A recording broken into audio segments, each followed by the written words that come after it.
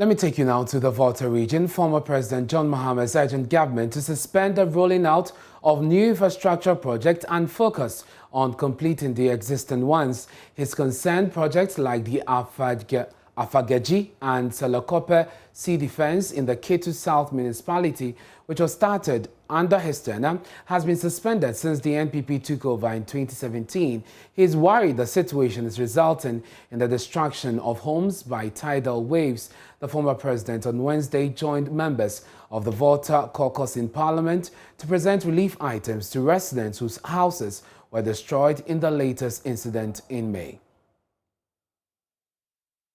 Now, if you look to the left, you see the end of phase 1 of the sea defense that we did. It ended in 2016. It was supposed to be extended eastwards so that it would have covered the communities that are currently affected. Unfortunately, it has, stalled. And so, because of climate change and because of rising sea levels, the sea, has adverse effects both in terms of flooding and in terms of erosion on communities that are on the sea line. And so here is part of Agaveji. That's the community that we visited. This is part of that community.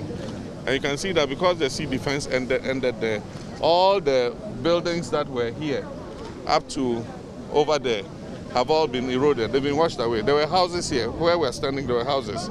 And they've all been washed away. It's the same for the other two communities. And we just came to see what the devastation is. We've done the presentation, and we hope that your advocacy would also trigger some response from government to come and continue the sea defense and cover these communities so that it protects them from the ravages of the sea. It's a major problem. Everywhere you go in the country, you find projects left by previous governments that were not continued. And that is why we said that when we come into office, for the first year of being in office, we're not going to start any new projects. We're going to use the resources to continue and finish all the projects that have been abandoned by previous governments. And I think that that's what we should do. I mean, you don't go building a new secondary school when you have a secondary school that has been abandoned, and so I think that's what government should do. Suspend new projects, spend the resources and finish, ongoing projects and existing projects. And then after that, you can continue with new projects.